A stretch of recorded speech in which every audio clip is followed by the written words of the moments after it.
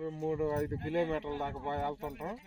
కాయలు చాలా లెక్క కోస్తుంటాం కానీ ఈ కాయలాగా మాకు ఎక్కడ బాగుంది. ఇప్పుడు ఒకసారి బాగుంది. రైతన్నలు గమనించండి. ఇప్పుడు మరి కాపు విషయం గురించి మనకు అన్న చెప్తాడు, ఏ విధంగా ఉందో చెప్పండి అన్న.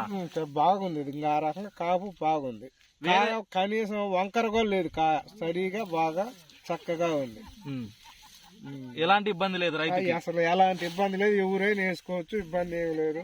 కాయ కలర్ ఎట్లుంది? ఏమన్నా కలర్ బాగుంది. ఏమన్నా వైరస్ గాని ఆకు మచ్చ గాని ఇది ఏదైనా సరే నీళ్లు తడిసినా కూడా మెత్తబడే కాయ కాదు ఇది.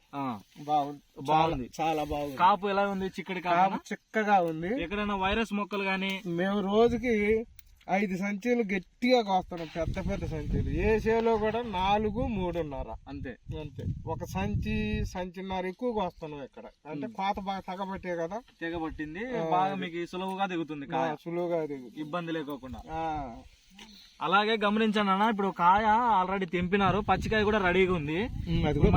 పచ్చికాయ కూడా చూడండి అన్న రైతు సోదరులు, బాగా గమనించండి. అదే విధంగా మనకి చిక్కడి కాపు ఇది. ఇలాంటి కాపు మీరు ఎక్కడ చూసిండారు రైతు సోదరులు? అలాగే మన ప్రకాశం జిల్లా, మన గుంటూరు, కర్నూలు కూడా ఇచ్చాము.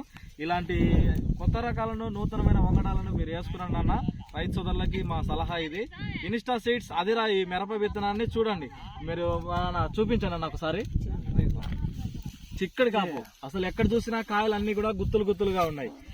ఇత్తనం గురించి వేరే రైతులు వేసుకోవచ్చానా?